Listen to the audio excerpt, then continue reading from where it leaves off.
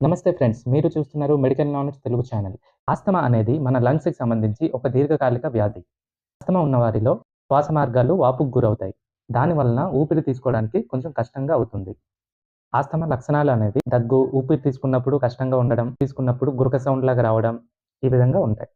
త్వరగా అలసిపోవడం, ఆయాసం లాంటివి ఉంటాయి. అయితే ఆస్తమా రావడానికి కారణాలు. ఇది రావడానికి ఖచ్చితమైన కారణం ఉండదు.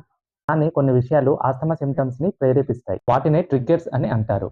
అవేంటంటే డస్ట్, ఎనిమల్స్ బొచ్చు, కోల్డ్, ఫ్లూ, ఇన్ఫెక్షన్ ఇలాంటివి. ట్రీట్మెంట్ విషయానికొస్తే ఆస్తమాని పూర్తిగా తగ్గించలేము. కానీ సరైన ట్రీట్మెంట్ వలన కంట్రోల్ చేయవచ్చు. డాక్టర్స్ సలహా మేరకు మెడిసిన్స్ మరియు ఇన్హేలర్స్ తీసుకోవాలి. సో ఫ్రెండ్స్, మీకు లేదా మీ ఫ్రెండ్స్ ఎవరికైనా ఇటువంటి లక్షణాలు ఉంటే వెంటనే డాక్టర్‌ని సంప్రదించి సరైన ట్రీట్మెంట్ తీసుకోవడం ముఖ్యం. సో ఫ్రెండ్స్, ఈ వీడియోలో ఆస్తమా గురించి కొన్ని విషయాలైనా నేర్చుకున్నారని నేను అనుకుంటున్నాను. సో వీడియో గనక నచ్చితే ఒక లైక్ చేసి మీ ఫ్రెండ్స్ అండ్ ఫ్యామిలీ మెంబర్స్‌కి షేర్ చేయండి.